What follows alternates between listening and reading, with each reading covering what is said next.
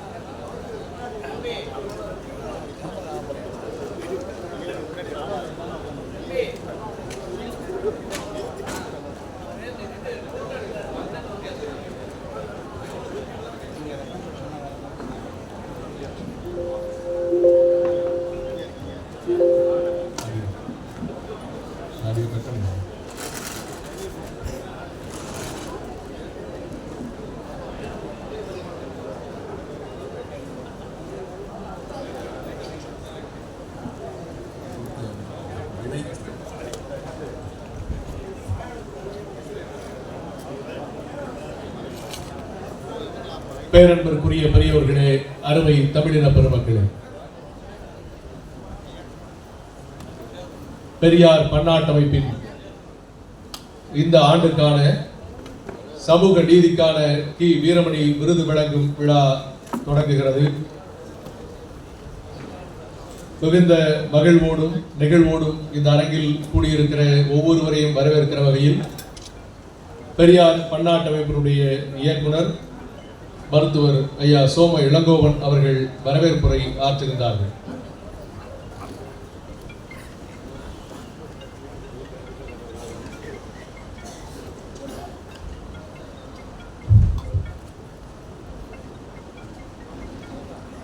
அருமை தமிழ் நெஞ்சங்களே, மும்பை, பெங்களூரு என்று திரண்டிருக்கும் கருஞ்சட்டை படையினரே, சான்றோர்களே, நண்பர்களே, அனைவருக்கும் வணக்கம்.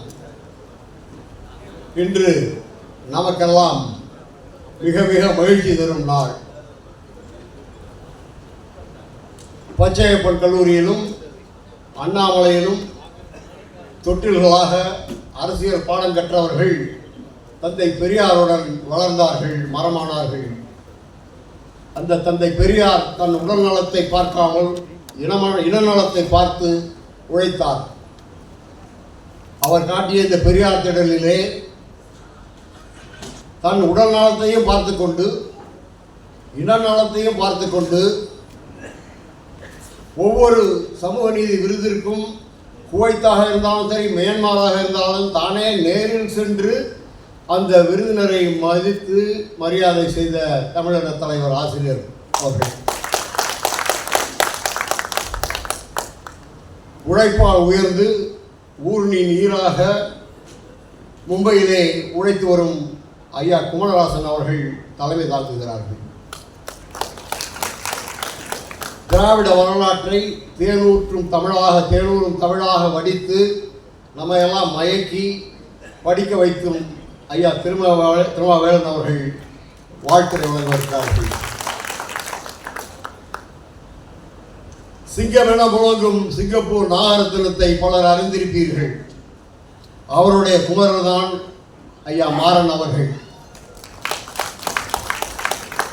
பகுத்தறிவாளர் கழகத்தை பாடுபட்டு எங்கள் பெரியார் பன்னாட்டத்திற்கு பல்வேறு வகைகளிலும் துணை நின்ற ஐயா நேரு அவர்கள் நன்றியுரை சொல்வார்கள். எங்களெல்லாம் ஊக்குவித்து அருமையான கருத்துக்களை சொல்லி எப்படி செய்ய வேண்டும், எவ்வாறு சொல்வது என்பதையெல்லாம் சொல்லும் முனைவர் இலக்குவன் தமிழ் அவர்கள் எனது வலதுகரம் போன்றவர். இங்கே நாமெல்லாம் கூடியிருப்பது எதற்காக என்றால், தந்தை பெரியார் அவர்கள் அந்த காலத்திலே சொன்னார், ஒவ்வொரு ஊருக்கும் ஒரு கலியமூர்த்தி வேண்டும் என்றார்.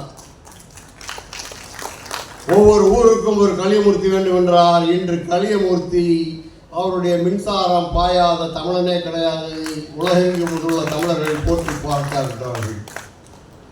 அவருடைய இளையர் அவர்கள் கூட இருந்து, வெற்றி செல்வியம்மா, உங்களுக்கு எங்கள் உணவார்ந்த நன்றி. உங்களை பாராட்டுகிறோம் என்றால் ஒவ்வொரு கருஞ்சட்டை படை வீரரையும் பாராட்டுகின்றோம் என்று அர்த்தம். தன்னலத்தை துறந்து, அரசு வேலையை துறந்து, அவசர காலத்திலே பெரியார் திடலிலே நுழைந்தவர் இன்றும் அங்கேயே வாழ்கின்றார், எழுதுகின்றார். மின்சாரம் பாய்கின்றது, தொடர்ந்து பாயும். இந்த விருது பெரியார் பன்னாட்டு அமைப்பினால் ஐயா பெரியார் பேரில் இருக்க வேண்டும் என்றார்கள். ஆனால் நாங்கள் உங்கள் பேரில் தான் இருக்க வேண்டும் என்று சொல்லி படைத்தோம். ஐயா விபி சிங் புதல் பலருக்கு கொடுத்திருக்கின்றோம், உங்களுக்கெல்லாம் தெரிந்தது தான். அவரை எப்படி பாராட்டுவது? வார்த்தைகளால் பாராட்டினால் போதுமா, வெறும் விருது கொடுத்தால் போதுமா என்று சிந்தித்த பொழுதுதான் எங்கள் சிந்தனையிலே தோன்றியது இந்த மலர்.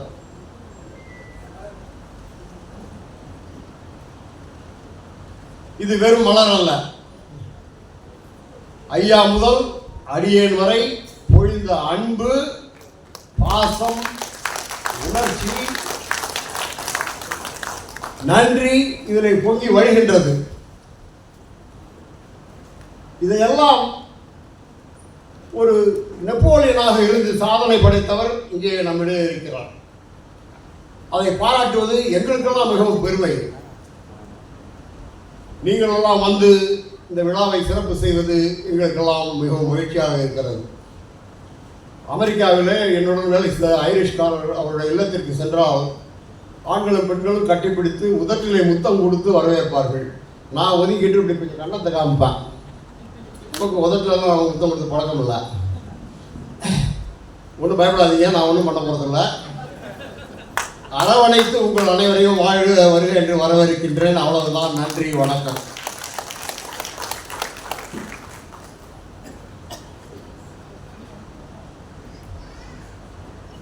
மகிழ்வான இந்த நிகழ்வில் பங்கேற்றிருக்கிற நம்முடைய பெருமக்களுக்கு பெரியார் பன்னாட்டு அமைப்பின் சார்பில் சிறப்பு செய்யப்படுகிறது. இந்த நிகழ்வுக்கு தலைமை ஏற்றிருக்கிற மும்பை லெமுரியா அறக்கட்டளையினுடைய நிறுவன தலைவர் மாணமிகு ஐயா குமரராசன் அவர்களுக்கு பெரியார் பன்னாட்டு அமைப்பின் சார்பில் சிறப்பு செய்யப்படுகிறது.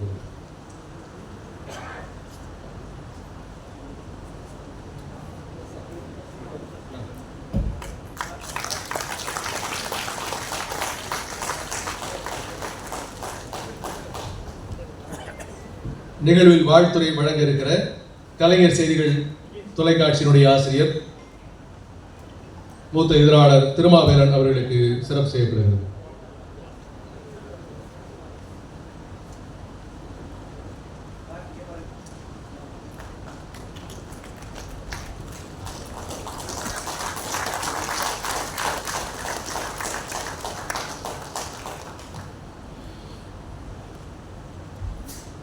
நிகழ்விற்கு சிங்கப்பூரில் இருந்து வருகை தந்து வாழ்த்துறை வழங்க இருக்கிற சிங்கப்பூர் பெரியார் சமூக சேவை மன்றத்தினுடைய தணிக்கையாளர் மாணவகு நா மாறன் அவர்களுக்கு புத்தகம் பரிசாக வழங்கப்படுகிறது.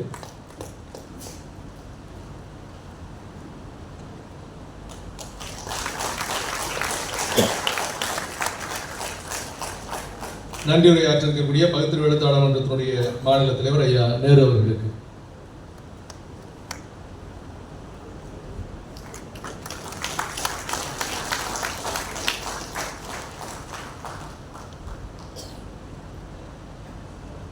விருதின் பெயராளர் இந்த நிகழ்வில் பாராட்டுரை வழங்கி மகிழ்வுரை வழங்க இருக்கிற தமிழர் தலைவர் ஐயா ஆசிரியர் அவர்களுக்கு நினைவு பரிசாக புத்தகம் வழங்கப்படுகிறது.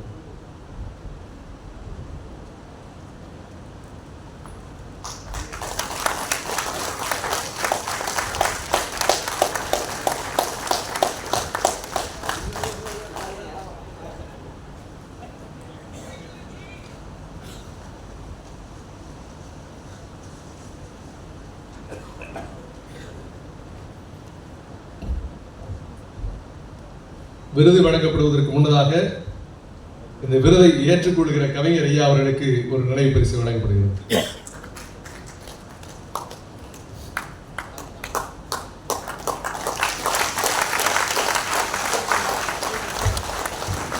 ஐயா கவிஞர் அவர்களுக்கும் அவருடைய இணைய நம்ம வெற்றி செல்வி பூங்குன்றன் அவர்களுக்கும் நினைவு பரிசு வழங்கப்படுகிறது.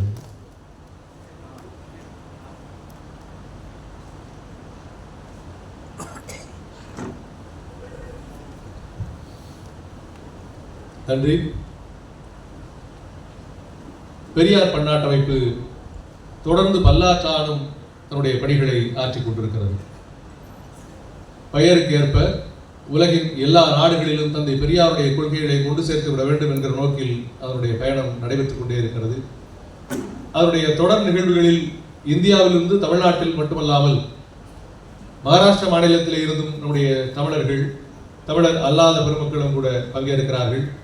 அதை ஒருங்கிணைக்கிற பணியில் பெரும்பாலும் ஈடுபடுகிற மும்பை லெமுரியா அறக்கட்டளையினுடைய நிறுவன தலைவர், எழுத்தாளர், பத்திரிகையாளர் ஐயா மாணவகு குமணராசன் அவர்கள் இந்த நிகழ்விற்கு தலைமை ஏற்று தன்னுடைய உரையை வழங்குகிறார்கள்.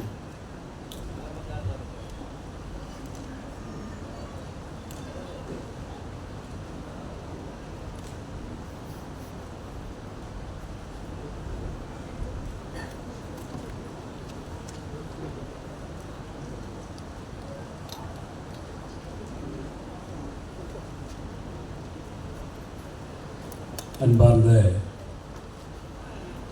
நம் கழக குடும்பங்களே, இந்த குடும்பத்தின் தலைவராகவும் கொள்கை தலைவராகவும்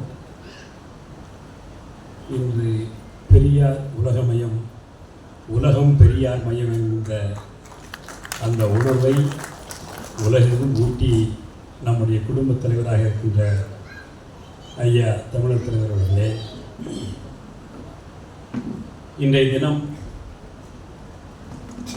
சமூக நீதிக்கான கி வீரமணி விருது என்கின்ற அந்த விருதை நம்முடைய கவிஞர் ஐயா கலீல் முகர்தன் அவர்கள் பெறுவது என்பது சற்று தாமதமாக நடைபெறுகிறதோ என்று எண்ணுகின்றேன். அந்த வகையில் ஐயா அவர்களையும் இங்கே வாழ்த்துறை வழங்கவிருக்கின்ற நம்முடைய கலைஞர் செய்தியுடைய ஆசிரியர் பா திருமாவளவன் அவர்களையும் அவருடைய தந்தையாரோடு நேற்று முன்தினம் மேடையை பகிர்ந்து கொண்டேன். இன்று அவரோடு பகிர்ந்து கொள்கிறேன். இது நம்முடைய இயக்கத்தினுடைய தலைமுறை தொடர்ச்சியை நினைவூட்டுவதாக அமைகிறது. அந்த வகையில் அவர்களையும் இங்கே விருதை வழங்கவிருக்கின்ற ஐயா லக்குவன் தமிழ் அவர்களையும் வாழ்த்துறை வழங்கவிருக்கின்ற ஐயா மாறன் அவர்களையும் நம்முடைய கவிஞருக்கு வெறும் துணையாக இல்லாமல், இணையாக இல்லாமல் கருத்துருவாக இருக்கின்ற அம்மா வெற்றிச்செல்வி அவர்களுக்கும் இங்கே இணைப்பறை வழங்குகின்ற அருமையிலவன் பிரின்ஸ் இன்னாரசு அவர்களுக்கும் நன்றி உரை வழங்கவிருக்கின்ற நேரு அவர்களுக்கும் இந்த நிகழ்வினுடைய கருவாகவும் உலகெங்கும் நம்முடைய ஐயா அவர்களுடைய கொள்கைகளை, சீர்மிகு சிந்தனைகளை எடுத்துச் சொல்லி இன்று ஏதோ தமிழ்நாட்டளவில் பெரியார் இல்லை, மாறாக வெளி மாநிலங்கள் அளவில் இல்லை, உலகெங்கும் பெரியார் இருக்கிறார் என்பதை நமக்கு உணர்த்துகின்ற கரு ஐயா மருத்துவர் இளங்கோவன் அவர்களே, உங்கள் அனைவருக்கும் இங்கே முதற்கண் வணக்கம். இந்த நிகழ்ச்சியில் என்னை தலைமையேற்க வைத்திருப்பது எனக்கு கிடைத்த பெரும் பேர் என்று கருதுகிறேன். இதைவிட ஒரு சிறப்பு எனக்கு இருக்கவே முடியாது என்கின்ற அளவிலே இருக்கின்றேன். தந்தை பெரியார் பன்னாட்டு அமைப்பு நம்முடைய ஆசிரியர்கள் பெயரால் அமைந்த இந்த விருது அதை பெறுகின்ற ஐயா கவிஞர் கலிப்பூங்கன் அவர்கள், இப்படி நாம் வரிசையாக பார்க்கின்ற பொழுது இதிலே இந்திய அரசியல் வரலாறு, இந்திய சமூகவியல் வரலாறு இங்கே மறைந்து இருக்கிறது என்பதை நாம் உணர வேண்டும். இந்திய நாட்டை பொறுத்தவரையில் ஒரு 3-4 நிகழ்வுகள் இந்த நாட்டில் சில நன்மைகளை தந்திருக்கின்றன. சில நிகழ்வுகள் பெரும் கெடுமைகளை தந்திருக்கின்றன. அந்த வகையில் நாம் ஆண்டு வாரியாக நாம் பார்க்கின்ற பொழுது 1951 நடந்த நிகழ்வு, அதற்கு பிறகு 1976 நடந்த மற்றொரு நிகழ்வு, அதற்கு பிறகு 1990 நடந்த மற்றொரு நிகழ்வு, 91 அல்லது 93 நடைமுறைப்படுத்த மற்றொரு நிகழ்வு என இப்படி வரிசையாக பார்க்கின்ற பொழுது 90களிலே நாமெல்லாம் இந்திய குடிமக்கள் என்று, இந்தியாவிலே பிறந்த இந்திய குடிமக்கள் என்று எண்ணியிருந்த நிலையை மாற்றி நாங்கள் இந்து குடிமக்கள், இஸ்லாம் குடிமக்கள் என்ற ஒரு பிரிவினையை தந்த ஒரு கொடும் சோதனையான அந்த பாபர் மசூதி இடிப்பாகும். இந்த கெடுமை, இந்த கொடுமையை, இந்த பிரிவினையை சரி செய்வதற்கு இன்னும் எத்தனை ஆண்டுகளாகும் என்று நமக்கு தெரியாது.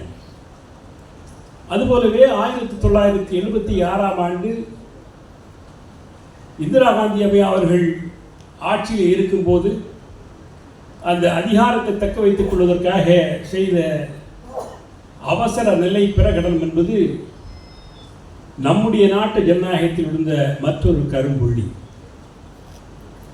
ஆனால் இவைகளெல்லாம் யார் சீர்திருத்துவார்கள் என்று எண்ணுகையில்தான் நமக்கு 1951 நம்முடைய நாடு ஒரு அரசமைப்பு சட்டத்தை ஏற்றுக்கொண்ட பிறகு வருகின்ற முதல் சட்ட சீர்திருத்தமானது எவ்வாறு நிகழ்ந்தது, ஏன் நிகழ்ந்தது என்பதை இன்று இருக்கின்ற இளைய தலைமுறையினர் சற்று சிந்தித்து பார்க்க வேண்டும். நம்முடைய நீதி கட்சி காலத்திலே 1922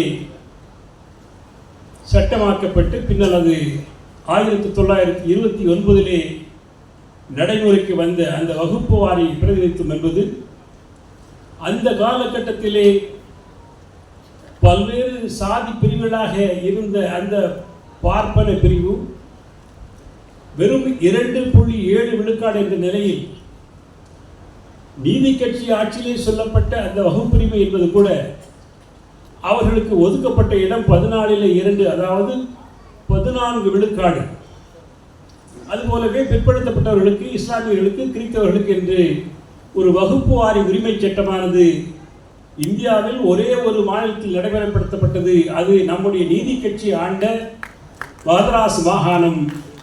அந்த வகுப்புரிமை கொள்கையானது இந்திய அரசமைப்பு சட்டம் ஏற்றுக்கொண்ட பிறகும் கூட அது தொடர்ந்தது. ஆனால் முதலாக செம்பகம் துரைராஜ் என்கின்ற ஒரு பெண்மணி, நான் மருத்துவ படிப்புக்காக விண்ணப்பிக்கிறேன், ஆனால் எனக்கு இடம் கிடைக்கவில்லை, அதற்கு காரணம் இந்த வகுப்புரிமை சட்டம், அதனால் என்னுடைய உரிமை மறுக்கப்படுகிறது, அரசமைப்பு சட்டம் தந்திருக்கின்ற 19(2) என்கின்ற பிரிவு என்னை சரியாக சமமாக நடத்தவில்லை என்கின்ற ஒரு வழக்கை அவர்கள் நீதிமன்றத்துக்கு கொண்டு செல்கிறார்கள். அக்காலத்திலே படித்தவர்கள், வழக்கறிஞர்கள் என பெரும்பாலாக இருந்தவர்கள் பார்ப்பன மக்கள். நீதிமன்றத்தினுடைய தீர்ப்பு எவ்வாறு வருகிறது என்றால், ஆமாம் இவர்கள் சொல்வதுதான் சரி. சட்டமன்றத்திலே, அதாவது நீதிமன்றத்திலே அந்த வழக்கானது சரி என்று ஒப்புக்கொள்ளப்பட்டு அரசமைப்பு சட்டத்துக்கு முரணாக இருக்கிற இந்த வகுப்பு வாரி கொள்கை என்கின்ற முதல் அடி அங்குதான் விழுந்தது. அதை எதிர்த்து அந்த மாகாண அரசானது உச்ச நீதிமன்றத்துக்கு சென்றபோது பார்ப்பனர்களுக்கு ஆதரவாக ஏதாவது நடைபெறும் என்றால் அது 1 மணி நேரத்திலே கூட நடைபெறும், ஒரு நாளில் கூட நடைபெறும் என்பது நாம் இந்திய வரலாற்றிலே காண்கின்ற ஒன்று.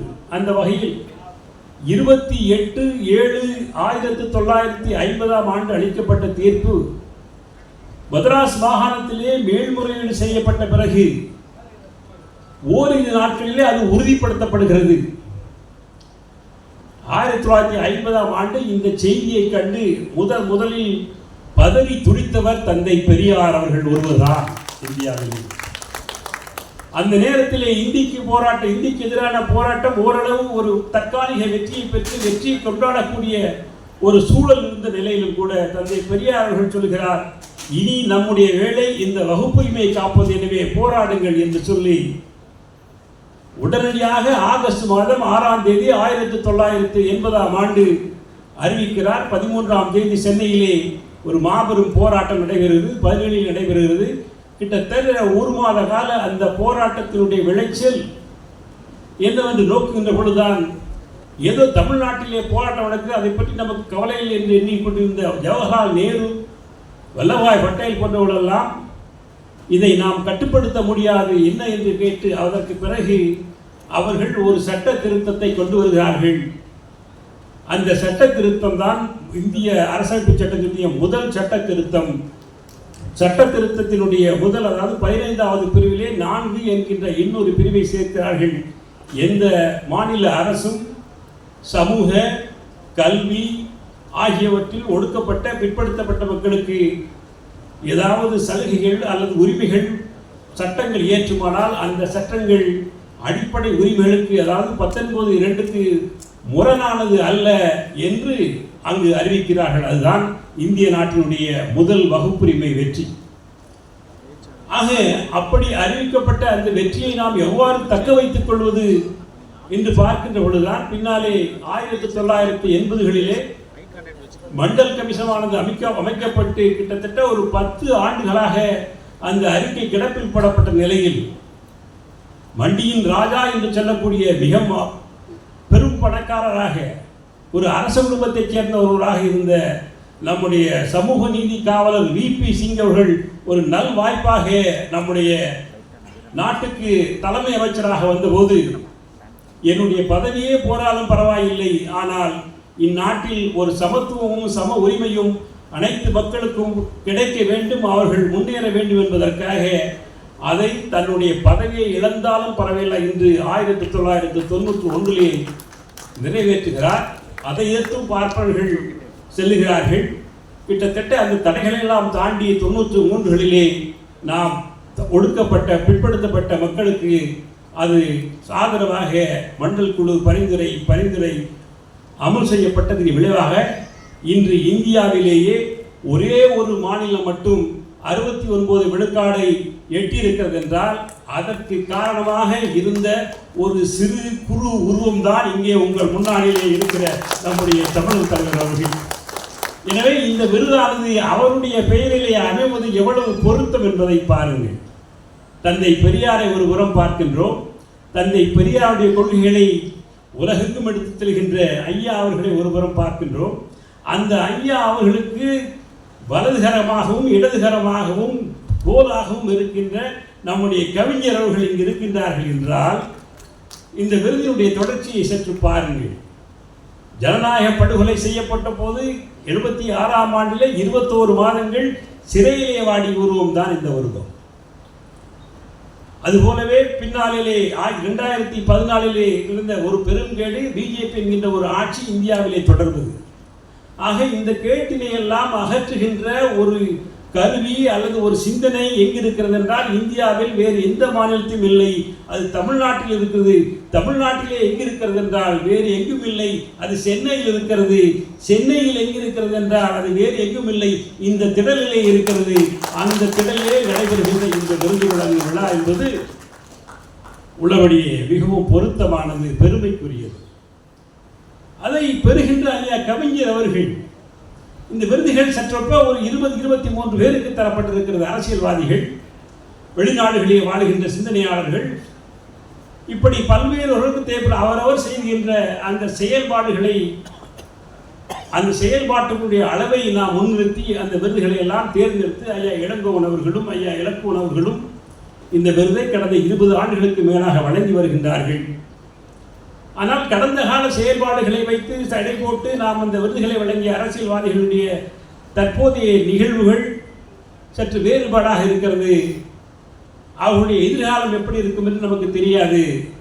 ஆனால் அது இறந்த காலமாக இருந்தாலும் சரி, நிகழ்காலமாக இருந்தாலும் சரி, அல்லது வருகின்ற எக்காலமாக இருந்தாலும் சரி, முக்காலமாக இருந்தாலும் எக்காலமாக இருந்தாலும் இந்த விருதுக்கு தகுதியான ஒரே மனிதர் நம்முடைய கவிஞர் கலிபுமின் அவர்கள் என்றால் அது எந்த காலமாக இருந்தாலும் இந்த விருதானது தந்தை பெரியாருடைய கொள்கைகளை கொண்டு செல்வதற்காக அமைக்கப்பட்டிருக்கின்ற விருதுக்கு அந்த முழு தகுதியையும் எந்தவித ஐயமும் இன்றி பெறக்கூடிய ஒரு பெரும் தலைவராக, மிகவும் எளிமையானவராக நமக்கு ஐயா அவர்கள் காட்சி தருகின்றார்கள். எனவே இவைகளை சேர்த்து பார்க்கின்ற பொழுதுதான் இந்த விருதானது எவ்வளவு முதன்மையானது. இந்த விருது முதலாக தந்தை பெரியார் பெயரில் அமைக்கப்பட்ட அந்த பன்னாட்டு மையம் முதலாக இந்த விருதை தருகிறது நம்முடைய தலைமை அமைச்சர் VP சிங் அவர்களுக்கு. அதற்கு பிறகு பல்வேறு பெருமக்கள் எல்லாம் பெற்றிருக்கின்றார்கள். அது எல்லாற்றையும் விட இன்று நாம் இந்த மேடையிலே, இந்த நிகழ்விலே தருகின்ற இந்த விருதானது நம்முடைய கழக தொண்டர்கள், நான் உட்பட இயங்குகிறேன் என்றால் அந்த இயக்கத்திற்கு மின்சாரத்தை, எரிபொருளை தந்த ஒரு மாமனிதனுக்கு வழங்கப்படுகின்ற விருதாக நான் இதை பார்க்கிறேன். எனவே அப்படிப்பட்ட அந்த நிகழ்வு எந்த அளவுக்கு நமக்கு ஒரு மகிழ்ச்சியை தரக்கூடிய ஒரு நிகழ்ச்சி என்பதை நாம் எண்ணி பார்க்க வேண்டும். இங்கே நம்முடைய ஐயா அவர்கள் எனக்கு சரியாக 10 நிமிடம் தந்திருக்கிறார்கள். கவிஞரை பற்றி பேச வேண்டுமானால் எத்தனையோ செய்திகளை நாம் சொல்ல முடியும். எனவே இந்த விருது தொகை என்னவென்று எனக்கு தெரியாது. ஆனால் இன்று முதல் ஐயா சமூக நீதி காவலர் என்று நாமெல்லாம் போற்றக்கூடிய VP சிங் அவர்கள் முதல் விருதை பெற்றிருந்தாலும் நமக்கு சமூக நீதி காவலராக இன்றும் என்றும் விளங்கி வருகின்ற ஆசிரியர் பெயரால் அமைந்துள்ள விருதுக்கு மராத்திய மாநில தமிழர்களும் பங்கேற்க வேண்டும் என்பதற்காக இனிமேல் தருகின்ற இந்த விருதானது இப்போது அவர்கள் எந்த தொகையை தருகிறார்களோ அதைவிட 50,000 ரூபாய் மராத்திய மாநில தமிழர்கள் சார்பிலே இது வாழ்நாள் நோக்கும் இது கிடைக்கும் என்பதை மராத்திய மாநில திராவிடர் கழகம், பகுத்தறிவாளர் கழகம், மராத்திய மாநில மக்கள் சார்பாக அறிவித்து அதற்கான தொகையையும் தருகின்றேன். மராத்திய மாநிலத்திலிருந்து இங்கே அருமை சகோதரர் கணேசன் அவர்களும், ரவிச்சந்திரன் அவர்களும், பெரியார் பாலா அவர்களும், இன்னும் ஏனைய தோழர்களும் இங்கே வந்து இந்த நிகழ்வில் சிறப்பித்திருக்கிறார்கள். அவர்களையும் அவர்கள் சார்பாகவும் ஐயா அவர்களை வாழ்த்தி விடைபெறுகிறேன். நன்றி, வணக்கம்.